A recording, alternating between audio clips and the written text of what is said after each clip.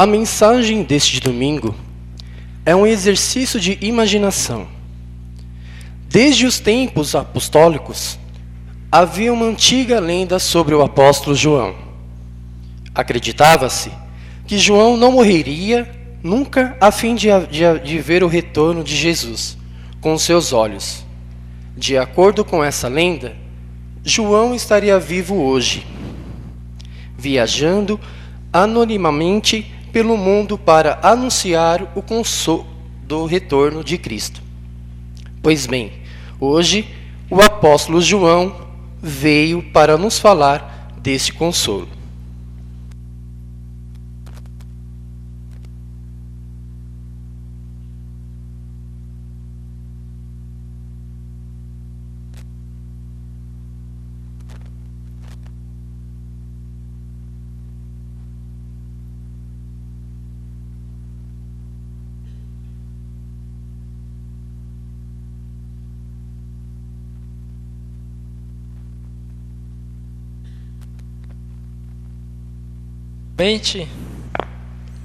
Eu agradeço a companhia de todos vocês.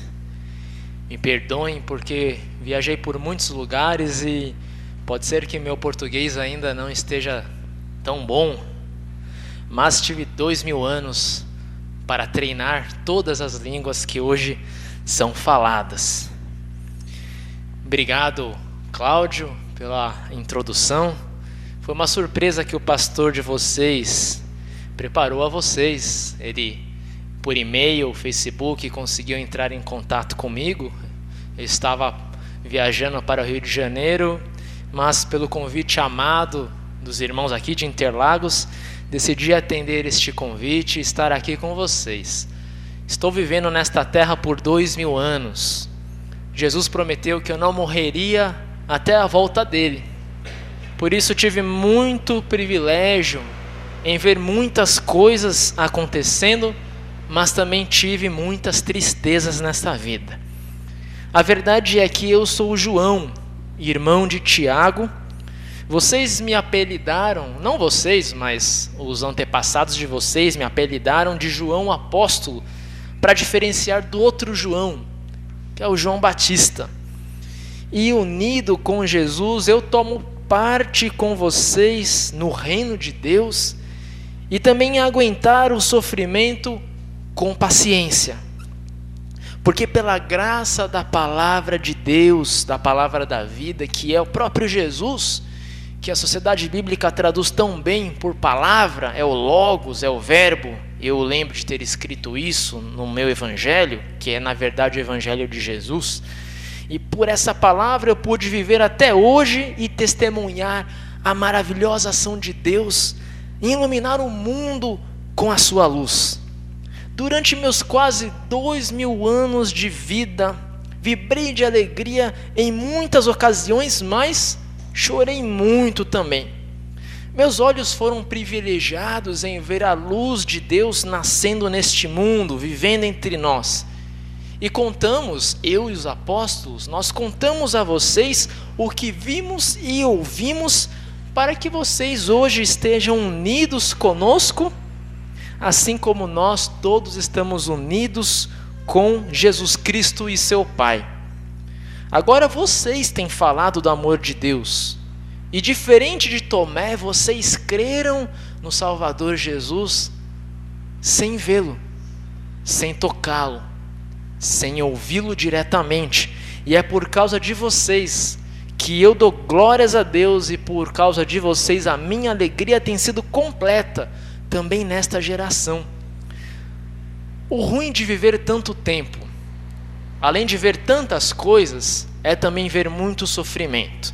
Eu vou contar um pouco da minha história, algumas coisas que não estão no Evangelho e nem na Bíblia, mas muitas coisas estão lá.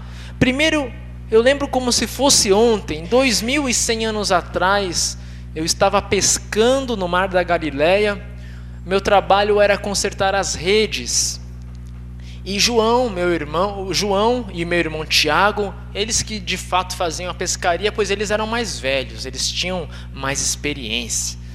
E num dia desses, nada muito anormal, nós vimos um homem caminhando, um homem galileu, e ele nos chamou: venham, eu vou ensinar vocês a pescar homens.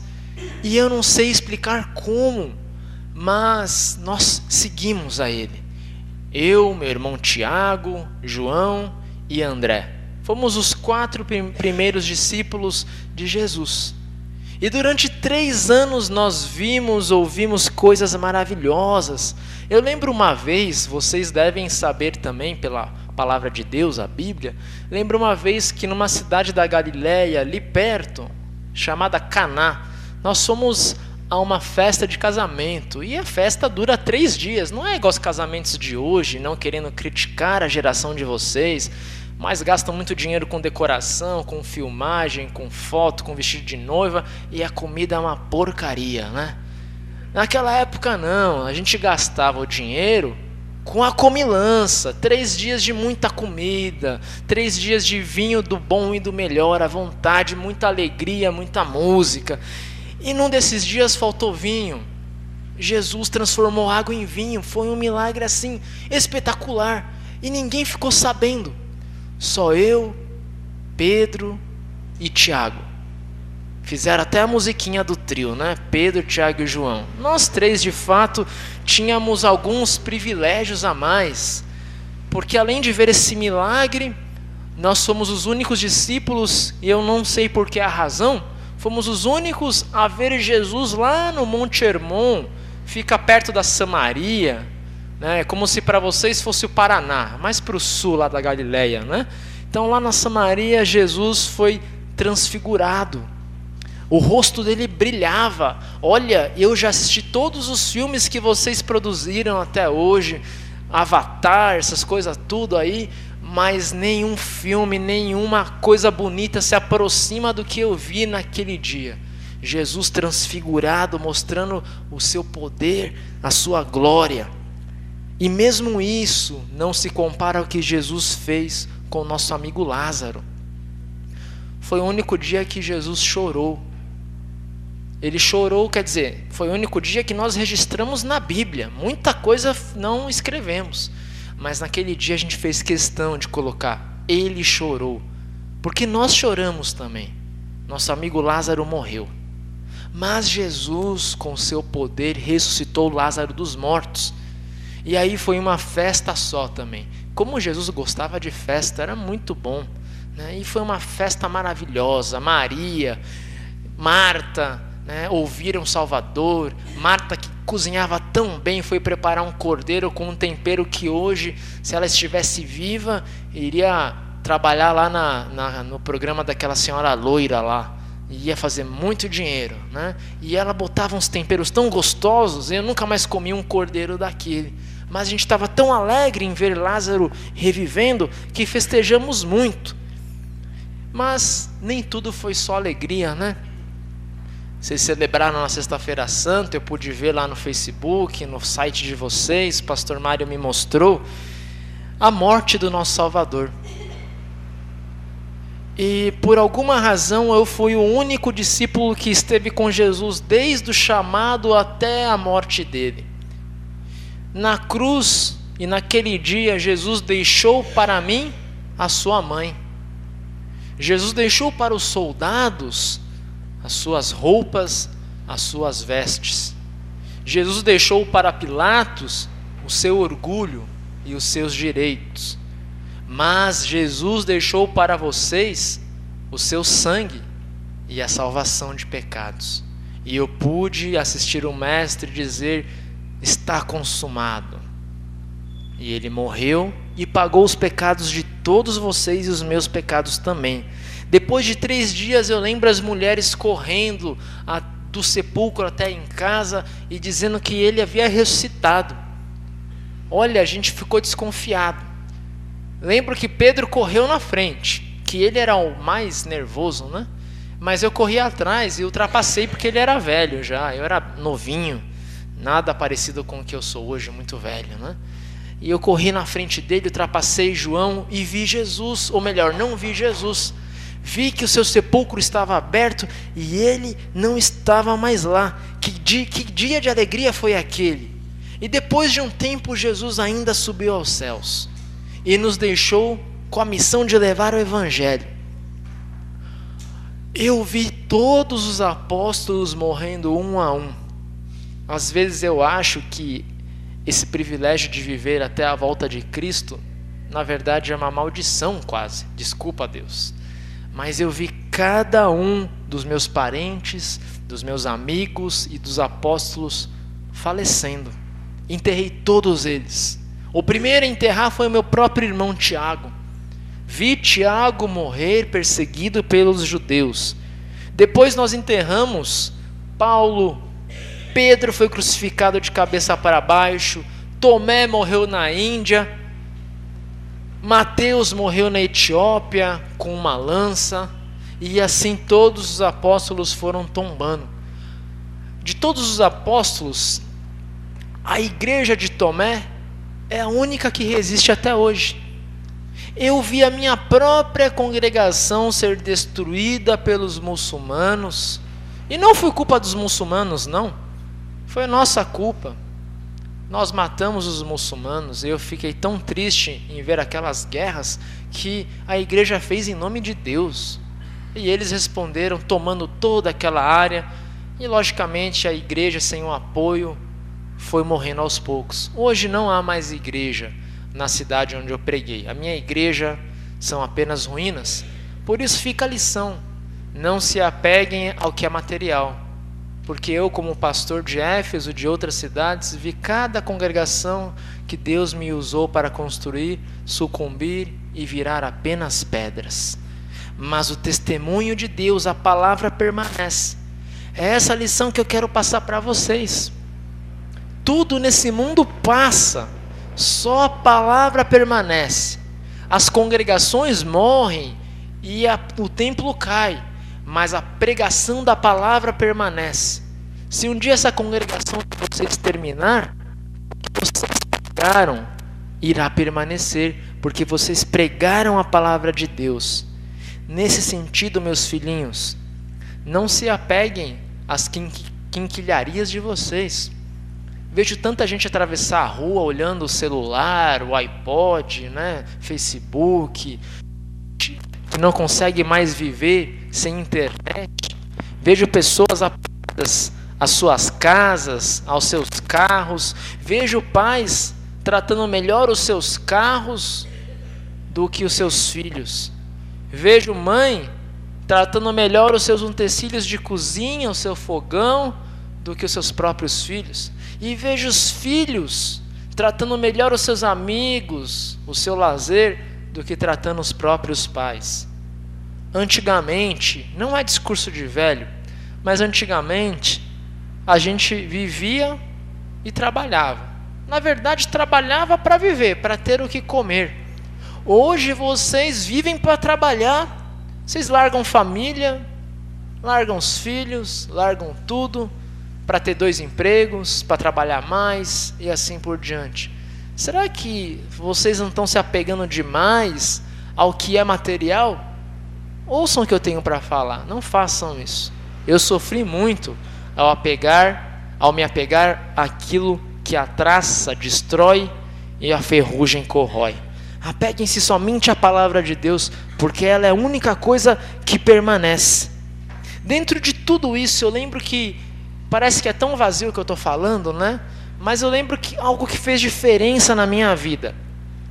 Após todos terem morrido, sobrado apenas eu de apóstolo, eu ainda fui aprisionado, exilado numa ilha chamada Patmos. Eu fiquei longe da minha congregação, sem poder falar com as minhas ovelhas. Viu só, se a gente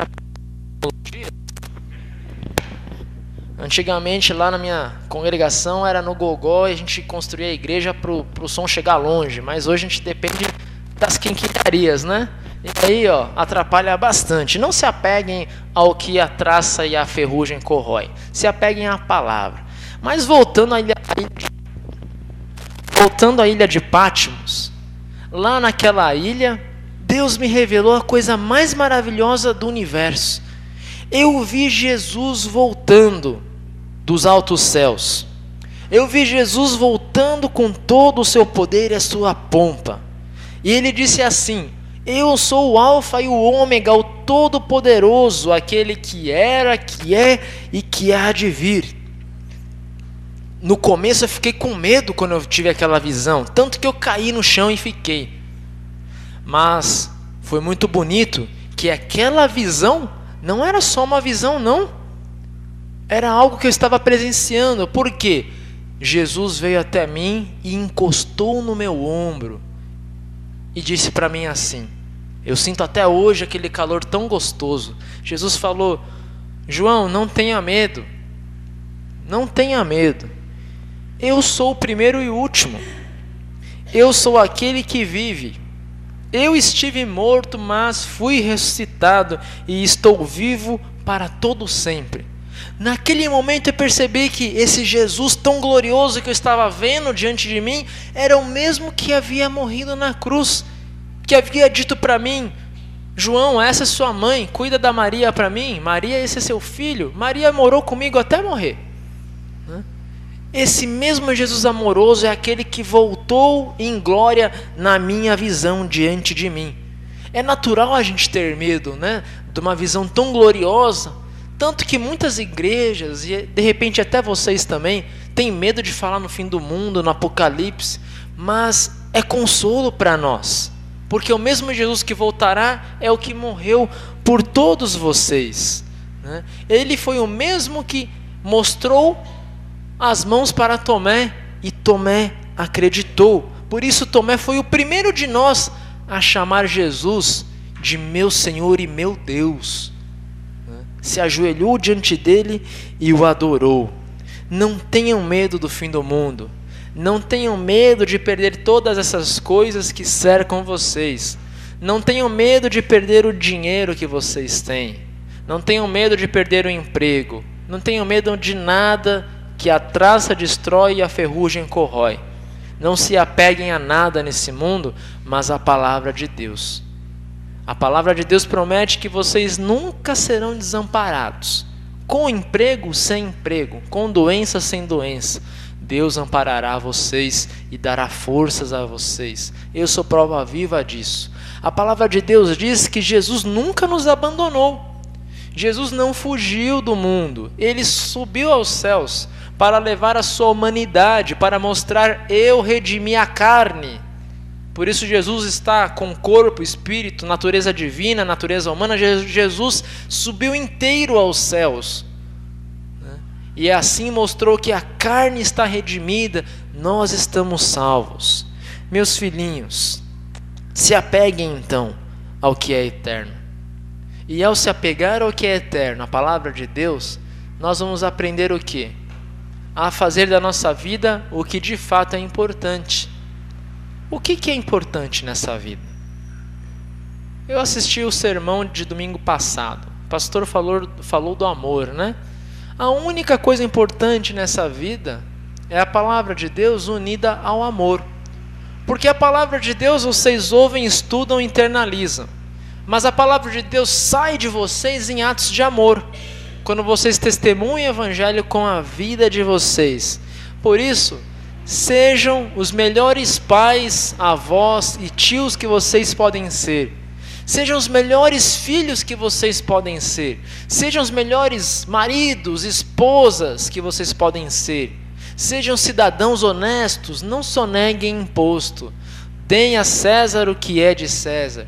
Não soneguem as suas ofertas, ofertem com gratidão a Deus, porque deem a Deus o que é de Deus. Amem o seu próximo, o seu vizinho, e especialmente orem por aqueles que perseguem vocês. Eu orei por cada um daqueles que perseguiram os apóstolos. Eu orei por aqueles que crucificaram o meu Senhor e o Senhor de vocês na cruz. Mas eu só consegui orar quando eu entendi que o amor de Deus é tão maravilhoso que nos tira o medo e retira do nosso coração o medo de amar, o medo de perdoar, o medo de amar os inimigos. É isso que a palavra poderosa e eterna faz. Aliás, esse mandamento que eu dou a vocês não é um mandamento novo, é um mandamento antigo. Eu já dizia isso à minha congregação em Éfeso e região. Amar o seu próximo como a você mesmo é um mandamento muito velho, do tempo de Moisés e provavelmente antes. Amem o próximo, pois Deus é amor. E o amor de Deus é isso. Não fomos nós que amamos a Deus primeiro, mas foi Ele quem nos amou primeiro. Como? Mandou o seu Filho amado para que por meio dele nossos pecados fossem todos perdoados. Por isso, meus filhinhos, não desanimem, continuem firmes, vençam esse mundo com amor e não com guerra, não com ódio. Tomem muito cuidado com essas guerras que estão aí até na internet sobre homossexualismo, Marcos Feliciano. Não tomem partido, amem as pessoas, preguem a palavra de Deus, mas com amor, não com ódio, como a gente tem visto muitas pessoas no governo que se dizem cristãs fazendo. Jesus não faria isso não. Jesus amaria pregando a palavra de Deus, mas sempre mostrando o amor de Deus e o poder de Deus para mudar as vidas. É tão difícil viver com amor? Se você tenta fazer o amor brotar de você mesmo. Mas é fácil viver com amor se você lembrar disso que a Bíblia diz. Deus amou você primeiro. Por isso você pode amar outras pessoas. Quando você coloca nas mãos de Deus a função de produzir amor em vocês, o único trabalho que vocês têm é agir baseado nesse amor que Deus desperta no coração de vocês. Comecem orando, comecem pedindo a Deus, estudem a palavra dele. Eu gostaria de me despedir de vocês com uma importante e consoladora revelação. Eu não sei se eu tenho permissão para dizer isso, mas Deus há de me perdoar, porque eu sou o maior dos pecadores. Afinal, tenho 2000 anos de pecados nas minhas costas, né? Mas esse, o meu Deus, vai me entender. O que eu tenho para revelar a vocês aconteceu há 1900 anos atrás, na ilha de Patmos. Nas últimas visões que eu tive, eu conheço cada um de vocês. Eu vi vocês. Não só uma visão, eu vi mesmo. Todos vocês. Quando Jesus retornou à terra, os mortos ressuscitaram. Alguns de vocês estavam vivos, outros já estavam mortos. Mas a verdade é que todos vocês se encontraram com aqueles que já haviam falecido. Beijaram, abraçaram, mataram a saudade, né? E se amaram demais. Foi tão bonito ver vocês abraçando os pais e os avós que vocês perderam. Mas não foi só isso não. Eu vi também que na hora de separar as pessoas e julgar pela fé que as pessoas tiveram, vocês foram colocados do lado do Cordeiro, um a um. Jesus chamou vocês pelo nome, porque inclusive eu li o nome de cada um de vocês no livro da vida. Jesus chamou seu Sebastião, seu Quentian, pastor Denis, o Fábio, o Tamires, o Cláudio. Foi chamando cada um de vocês, vocês chorando e alegres se colocaram ao lado do Cordeiro. E quando a cidade santa desceu do céu, a Nova Jerusalém, que para vocês seria a Nova São Paulo, não importa o nome da cidade. Quando aquela cidade maravilhosa desceu, eu vi vocês entrando pelos portões de ouro e correndo dentro daquela cidade como se fossem crianças. Vocês e aqueles que já morreram. Vocês têm a fé em Jesus. Por isso, eu verei vocês novamente. Não esse ano, de repente nem o ano que vem. Mas quando essa visão que eu tive se concretizar de fato e de verdade, vocês me verão ali, correndo junto ao lado de vocês pelas ruas da Nova Jerusalém. Por isso, meus filhinhos, não desanimem, não se preocupem com as perdas de vocês nesta vida e neste mundo. O que está guardado para vocês, o que eu vi vocês receberem, é muito melhor do que qualquer coisa que vocês já têm ou vão ter nesta vida. Amém. Eu vou pedir para o Elcio